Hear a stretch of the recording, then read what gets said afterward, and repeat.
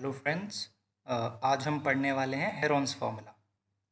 तो जैसा कि आप लोगों को पता है, हेरोन्स फार्मूला का रिलेशन है ट्रायंगल से। तो हम पहले एक बार ब्रीफली जान लेंगे कि ट्रायंगल क्या होता है। उसके बाद हम समझेंगे कि ट्रायंगल में पेरीमीटर क्या होता है और उसका एरिया क्या होता है। और उसके बाद हम समझेंगे कि हेरोन्स फार्मूला का हम इस्तेमाल कैसे करेंगे और कहाँ पर करना होता है।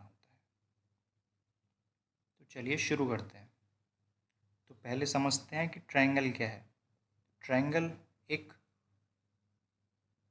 3 साइड से बना हुआ क्लोज्ड फिगर होता है। तो जैसे मैं बना के आपको दिखाता हूँ। एक मैंने लाइन सेगमेंट लिया ए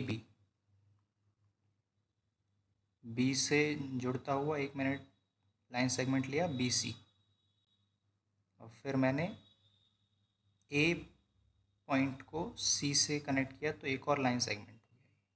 तो यहाँ पर कौन कौन से लाइन सेगमेंट हुए? ए बी सी सी ए। इन्हीं लाइन सेगमेंट्स को हम इसकी साइड्स बोलते हैं। तो ट्रायंगल क्या है? एक क्लोज्ड फिगर है जो कि 3 साइड से मिलके बनता है या 3 लाइन सेगमेंट से मिलके बनता है। तो जिसमें कितनी साइड्स हैं फ्रेंड्स? 3 साइड्स। कौन कौन सी हैं वो साइड्स? एक है ये वाली, ये हो गई ए बी। एक है बी सी, तो एक हो गई बी सी। और एक है सी ए, तो ये हो गई सी ए। ठीक है, ए बी सी और ये सी ए। ठीक है फ्रेंड्स। 3 साइड्स के अलावा इसमें क्या होता है? 3 एंगल्स भी होते हैं। जैसा कि आपको पता है कि जहाँ पर 2 साइड्स मिलती हैं उनके बीच के झुकाव या उनके बीच के टर्न को हम एंगल बोलते हैं। तो यहाँ पे 3 एंगल्स भी हैं। 3 एंगल्स वी हैव। कौन कौन से एंगल हैं? तो जैसे अगर मुझे इस एंगल को, यानी कि जो एंगल बी पॉइंट पे बन रहा है, ठीक है, बी पॉइंट पे जो एंगल बन रहा है उसको मैं शॉर्ट में एंगल बी भी लिख सकता हूँ, या फिर पूरे अगर सही तरीके से इसको मार्क करना हो तो मैं कह सकता हूँ कि ये है angle A B C. Angle A B C. A B C में जो बीच का अक्षर होता है हमारा, उस पे एंगल होता है। तो ए बी सी में एंगल बी हो गया। एंगल सी को इसी तरह से हम अगर लिखना चाहेंगे तो कैसे लिखेंगे?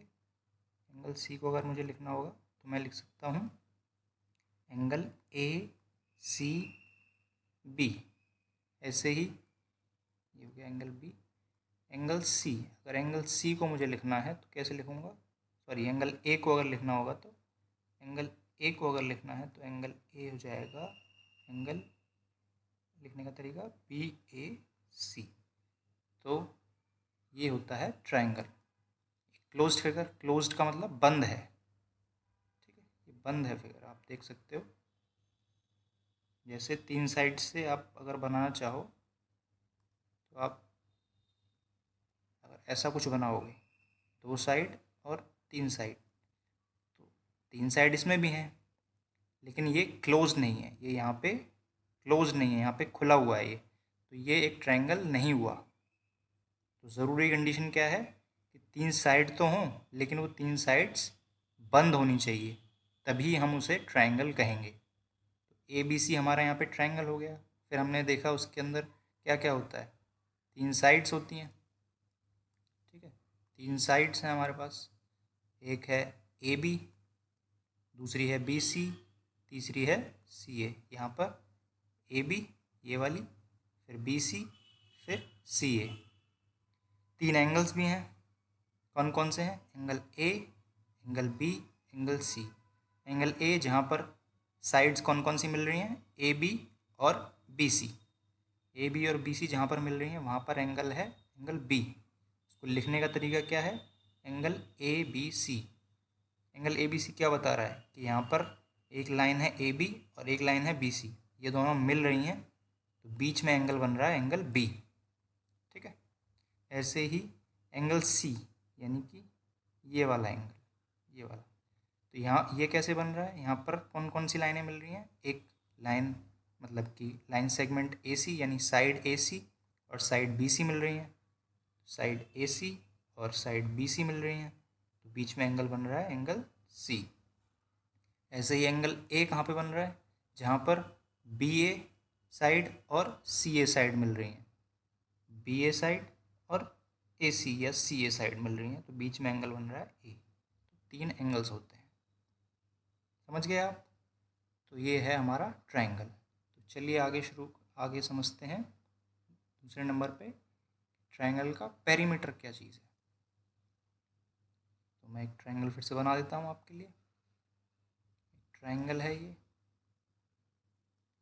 इसका नाम कुछ भी दे देते हैं हम, समझ लीजिए हमने पी क्यू आर दे दिया। पी क्यू आर एक ट्रायंगल है। मान लीजिए पी क्यू आर आपकी सोसाइटी में एक, समझ लीजिए एक पार्क है जो कि ट्रायंगल की शेप का है, ठीक है। मान लीजिए एक पार्क है, ठीक है, इस तरह से एक पार्क है। पार्क में यहाँ पे समझ लीजिए ऐसे कि ये पार्क की बाउंड्री है, ठीक है। बाउंड्री के सारे ये वॉक करने के लिए आपका रास्ता बना हुआ है, ठीक है, वॉकिंग पाथ बना हुआ है। तो अगर मान लीजिए पी क्यू, जो पी क्यू साइड है, ठीक है, उसकी मान लेते हैं हम, कुछ भी मान लेते हैं यहाँ पे कि लंबाई है उसकी 20 मीटर मान लेते हैं। यहाँ पे है इसको हम मान लेते हैं 40 मीटर है। पी आर जो साइड है उसकी लंबाई 40 मीटर मान लेते हैं, ठीक है। और यहाँ पर हम तीसरी जो साइड है हमारी साइड क्यू आर, उसकी लंबाई को हम मान लेते हैं कि है, मान लेते हैं 50 मीटर है, ठीक है। इस तरह का हमारा कुछ पार्क है। तो यहाँ पे जो पेरीमीटर है उसका मतलब ये है कि ये जो तीनों बाउंड्री हैं इस पार्क की, कौन कौन सी बाउंड्री हैं, एक तो पी क्यू बाउंड्री है, एक पी आर बाउंड्री है, मतलब साइड है, पी क्यू साइड है, पी आर साइड है और क्यू आर साइड है। तो कुल मिलाकर इस पार्क की बाउंड्री कितनी हुई, तो इन तीनों को अगर हम जोड़ देंगे तो हमें पता लग जाएगा कि टोटल बाउंड्री कितनी है इस पार्क की। पी क्यू की लंबाई है 20 मीटर, पी आर की लंबाई है 40 मीटर और क्यू आर की लंबाई है हमारे 50 मीटर। तो अगर हम इन तीनों को जोड़ देंगे तो कितना आएगा, 20 और 40 60, 60 और 50 110 मीटर। यानी इस पार्क की बाउंड्री की जो लंबाई है वो कितनी है, 110 मीटर। मान के चलिए आप एक यहाँ से एक इसके चारों तरफ आप एक समझ लीजिए एक तार बिछाते हैं, ठीक है, तार बिछाते हैं या मान लीजिए फेंसिंग करनी है इसकी, तो क्या करना होगा, बाउंड्री पे ही होगी फेंसिंग। तो इस बाउंड्री की लंबाई की हमें ज़रूरत पड़ेगी, उतना ही तो हम तार इस्तेमाल करेंगे। तो इस बाउंड्री की लंबाई को ही हम पेरीमीटर बोलते हैं। ये जो बाउंड्री है पूरी, इस बाउंड्री की लंबाई को ही पेरीमीटर कहा जाता है, इसे बोलते हैं पेरीमीटर।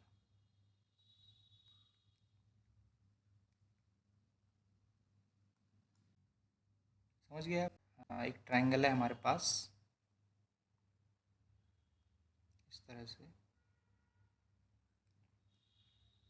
नाम दे देते हैं इसको के एम टी। ये एक ट्रायंगल है। तो इसमें कौन कौन सी 3 साइड्स हैं, के एम एम टी और के टी।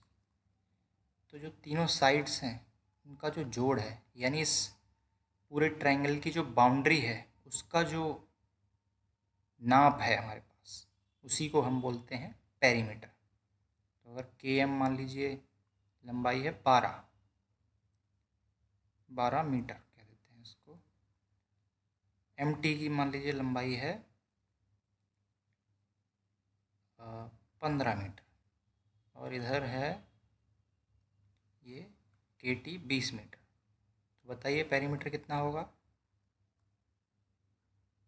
पेरीमीटर हो जाएगा 12 metre plus 15 metre M T की लंबाई और के टी की लंबाई 20 मीटर। 12 + 15 27, और 27 और 20 47 मीटर हमारा क्या हो जाएगा, ये हो जाएगा पेरीमीटर। ठीक है, ये हो जाएगा पेरीमीटर। तो बेसिकली अगर हमको शॉर्ट में इसको समझना हो, पेरीमीटर इज़ नथिंग बट, क्या है पेरीमीटर ऑफ ट्रायंगल या of any figure? Perimeter is equals to sum यानी कि जोड़ of all sides of a triangle. ठीक है, ट्रायंगल की कितनी साइड होती हैं? 3 साइड्स, तो यानी कि तीनों साइड्स का सम। तो मुझे लगता है अब आप समझ गए होंगे पेरीमीटर क्या है। आगे हम समझते हैं कि एरिया क्या होता है। मैं ट्रायंगल बना लेता हूँ, इसको कह देते हैं हम ट्रायंगल एक्स वाई और जेड। ठीक है, तो मान के चलिए एक्स वाई जेड एक गार्डन है। ठीक है, जो ट्रायंगल की शेप में है। हमें पता करना है कि भाई ये कितनी जगह में बना हुआ है। ठीक है, तो जगह का पता करने के लिए हम अगर उसकी बाउंड्री को नापने लग जाएंगे, X Y, Y Z, X Z, तो उससे तो काम नहीं चलेगा। उससे तो हमें सिर्फ बाउंड्री की लंबाई पता चलेगी, जिसको हमने क्या नाम बताया था अभी? पेरीमीटर। लेकिन पेरीमीटर से ये गार्डन कितनी जगह में फैला हुआ है वो हमें पता नहीं चलेगा। उसके लिए हमें क्या ज़रूरत पड़ेगी? एरिया की ज़रूरत पड़ेगी। तो इस X Y side, Y Z side और एक्स जेड साइड से जो ट्रायंगल बना हुआ है, इसके बीच में ये जगह कितनी है? ये जो गार्डन है इसके बीच में ये जगह कितनी है, इसने जगह कितनी घेरी हुई है, वही उसका क्या होगा? एरिया होगा। ठीक है, एरिया होता है जो उस बाउंड्री के से जो घिरी हुई जो जगह है। जैसे यहाँ पे बाउंड्री है एक्स वाई, वाई जेड और जेड एक्स, 3 साइड्स हैं, ये बाउंड्री हो गई उसकी। तो उसके अंदर जो जितनी जगह है, मान लेते हैं एक्स वाई जेड एक एक गार्डन है, तो गार्डन कितनी जगह में बना हुआ है, वो जगह जो है वो उस ट्रायंगल के लिए, उस गार्डन के लिए क्या है? उसका एरिया है। तो ये जो बीच में जो जगह घिरी हुई है इन बाउंड्रीज से, उसी को उस ट्रायंगल का हम एरिया कहेंगे। तो एक्स वाई जेड हमारे पास ट्रायंगल है। मान लीजिए हमको पेड़ लगाने हैं इसके अंदर। पेड़ अगर एरिया ज़्यादा होगा तो पेड़ कम लगेंगे या ज़्यादा लगेंगे? डेफिनेटली बात है ज़्यादा लगेंगे। जितना ज़्यादा एरिया होगा उतना ज़्यादा पेड़ लगेंगे, मतलब जितनी ज़्यादा जगह होगी हमारे पास हम उतने ज़्यादा पेड़ लगा पाएंगे। तो जो अंदर की जगह है, इस ट्रायंगल की जो अंदर की जगह है, ये डिसाइड करेगी कि इसमें कितने पेड़ लग सकते हैं। सही कहा ना मैंने?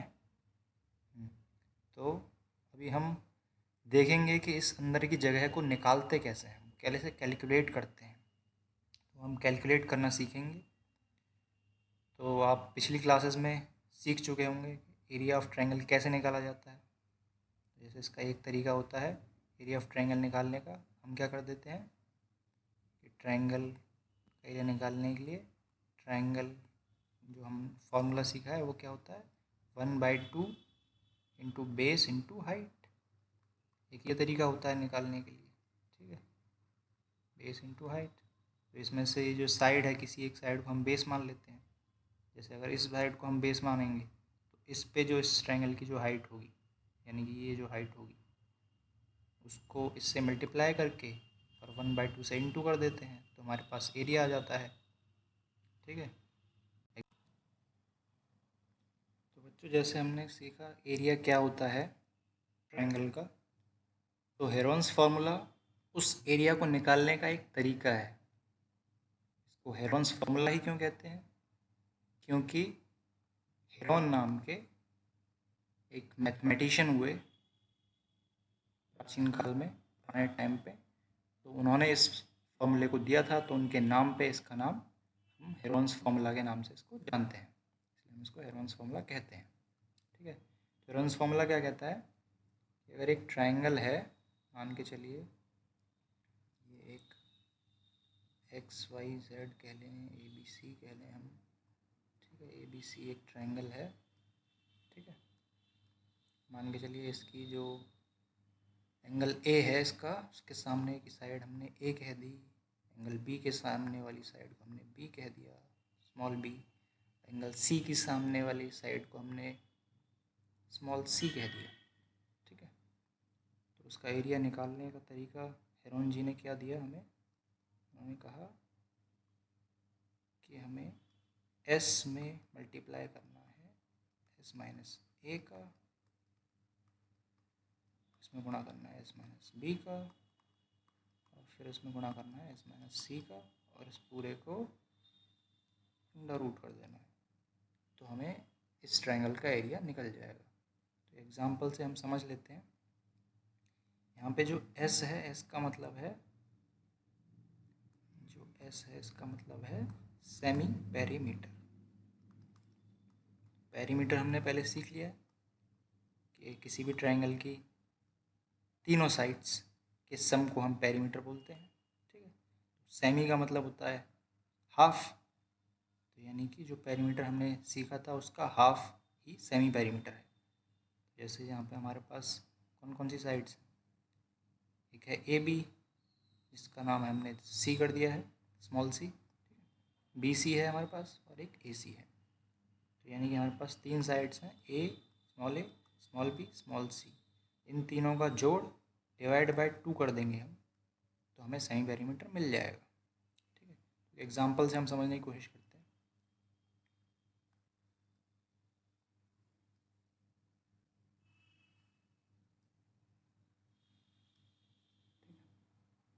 मैं सही से जोड़ देता हूँ, एक सेकेंड।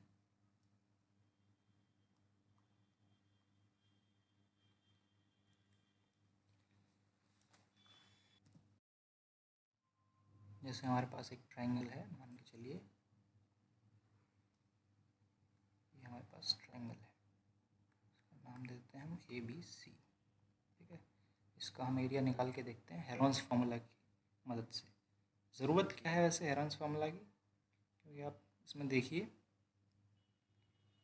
कि इस ट्रायंगल के अंदर हमें इसकी हाइट नहीं पता है, इस ट्रायंगल की हमें हाइट नहीं पता है।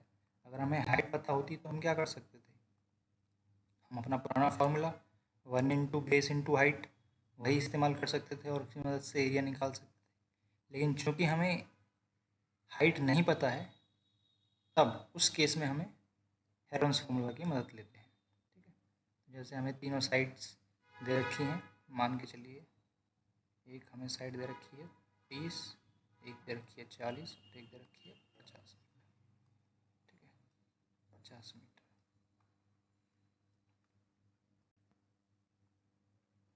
तो अगर इसका एरिया निकालना है हेरोन्स फार्मूला की मदद से तो कैसे निकालेंगे, सबसे पहले हम निकाल लेते हैं सेमी पेरीमीटर यानी स्मॉल एस, ठीक है। कैसे निकालते हैं, तीनों साइड्स का सम करते हैं, 30 + 40 + 50 मीटर, है ना।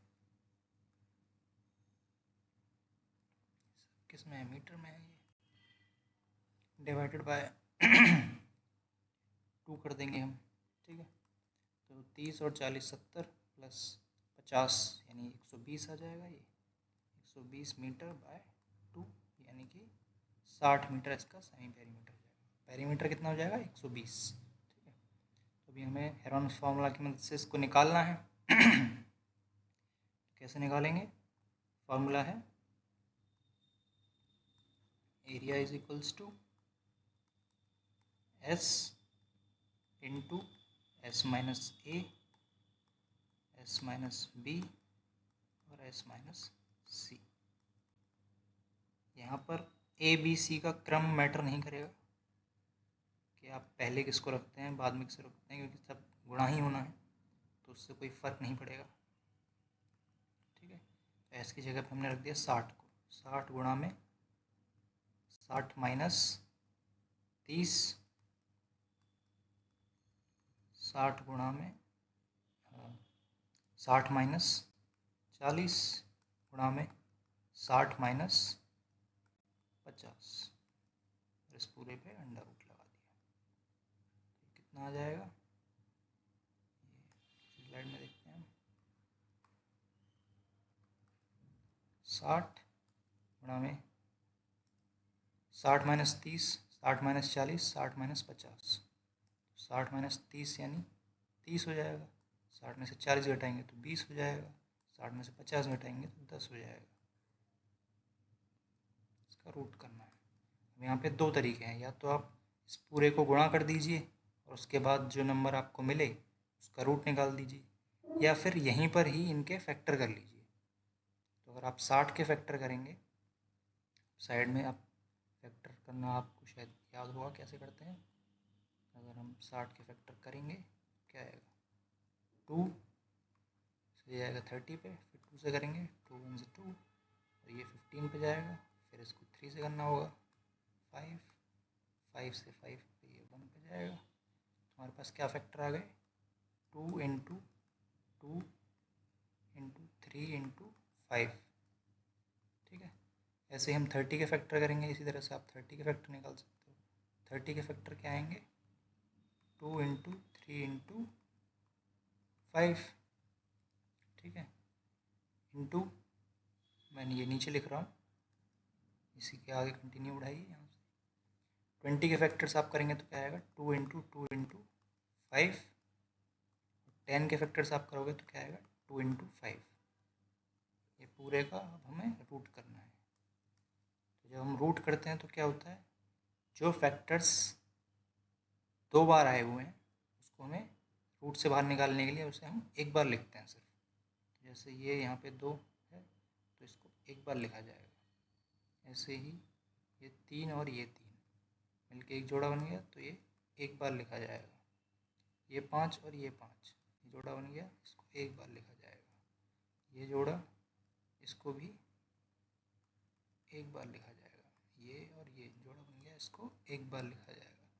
एक तो ये छूट गया और एक ये तो छूट गया, इन दोनों का जोड़ा, इसको फिर एक बार लिखा जाएगा। तो ये मल्टीप्लाई जब आप करोगे तो ये हो जाएगा आपका 600 मीटर स्क्वायर। तो ये इस ट्रायंगल का एरिया हो जाएगा 600 मीटर स्क्वायर।